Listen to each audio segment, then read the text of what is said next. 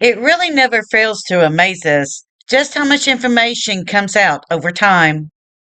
Today, we get to update one of the most controversial characters in the Hatfield and McCoy feud.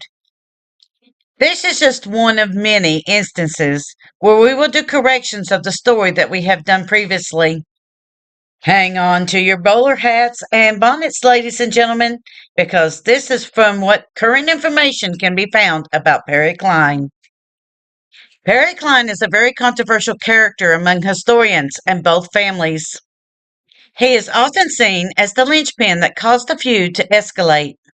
The question becomes, was he seeking justice for himself or for the McCoys? One possible motive could have been many years before the Election Day Brawl. Perry Cline had lost a lawsuit against Anse Hatfield. Was he truly the villain that history has painted him as? Or was he instead a man that sought justice? In today's video, we will discuss who Perry Cline really was married to and why the two women named Martha might have been initially confused in the telling of the feud. All aboard the Kentucky Tennessee Living Time Machine. Please fasten your seatbelts and keep your arms and legs inside of the vehicle at all times. But to get going, we need your help. We still need to fire up that time machine to transport us. Please help us by clicking on the like, subscribe, and bell notification buttons down below. Not only does this fire up the time machine for our flight back in time, but it convinces the YouTube algorithm that we need a bigger vehicle to reach more people who love history as much as you do. Now, back to our story. The marriage of Perry Cline. In our last look at Perry Cline, we stated, quote, the McCoy family sought justice through Perry Cline, who was married to Martha McCoy, who was the widow of Asa McCoy, unquote. This simply was not so. Previously, when we had covered this feud, we found information over and over again that he was married to Martha Patty McCoy. But this was wrong information, and we do apologize for the mistake. The truth of the matter is, Perry Anderson Cline married Martha Atkins Cline in Pike County, Kentucky on September 19th, 1868. This does seem to be the marriage certificate of Perry and Martha Cline, but there are also some mistakes in it. The groom on the certificate is listed as Percy A. or R. Cline. This could be a misspelling of his name, or the clerk might have misheard him. The date of the potential marriage was September 3rd, 1868, not September 19th. But this can be explained away, as it might have taken them a couple of weeks to file the paperwork, or there was a delay for some reason in the wedding itself. All of the rest of the information on the certificate does seem to line up. We are interested in knowing if this is in fact the marriage certificate of Perry and Martha. Please let us know in the comments section below what you think. Klein's has several children together, and we are listing those that we could find from both of the online genealogies.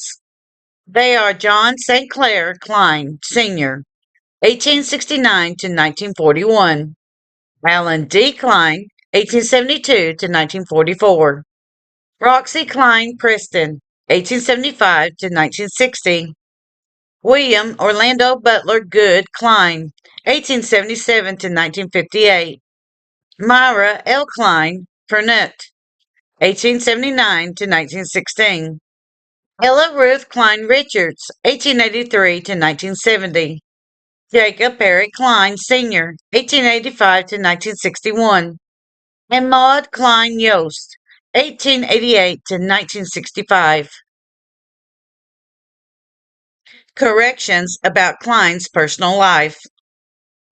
Despite Kevin Costner's version of the events concerning the feud, as far as the records go, Perry Cline did not have an affair with Rosanna McCoy. There is no evidence of this affair taking place, simply because as soon as it was discovered that Rosanna was pregnant with Johnson's child, she was sent away to live with a relative. The Costner version of Cline is inaccurate in many ways, and historians discount it as fiction. So, why bring it up? Not everything you see on television, even if it's based on a true story, is accurate. And we have had people who have actually commented that we did not cover this side of Perry Cline. Well, if it's not accurate information, we will not cover it. But if we do get enough comments, we will address it. As far as the information that we can find out about Martha McCoy, who was the widow of Asa McCoy, her name was Martha Patty Cline McCoy. She was the sister to Perry Cline. Now we have run across this problem before. You have two women with the same names that closely resemble each other. It is not that uncommon that with time and the story being retold in many different versions for the events surrounding the people involved and their situations to be mixed up. Martha Patty Cline married Asa Harmon McCoy on August 16, 1849, in Logan, Virginia. Asa died on January 7, 1865, on his way home after his service from the Civil War. It is suspected that he was the first death in the feud and that the Hatfield clan was behind his death, but this has never fully been proven. I am pretty sure that Perry Cline did take care of his widowed sister and her children after the death of Asa Harmon McCoy, as she never remarried. So, as we can see, Perry Cline was not married to his sister, Martha Patty, but was instead married to Martha Atkins. This is just the first of many corrections and apologies we will be making to the Cline family, as we were simply going on the online history as it was when the first video was made.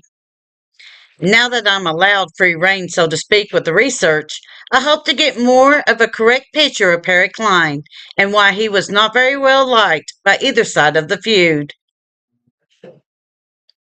The life and the lawsuits of Perry Cline gets very complicated. While this may seem like a very short video, next week will be very complex and long winded concerning the Cline homestead and the 5,000 acres. So we felt this would be a great place to pause for the time being. Thank you. Kentucky Tennessee Living would like to thank you for watching our video series on the myths and truths of the Hatfield and McCoy feud. Don't forget to hit that like button, as the more likes we receive, the more likely YouTube is to suggest our videos to other viewers. Also, to receive notice when we upload a new video, be sure to subscribe and click the bell notification button. Please be sure to double check that you are subscribed. Some of our viewers are finding that they are no longer subscribed to our channel. We thank you for continuing to support Kentucky Tennessee Living as we are discovering the mysteries in Appalachian history.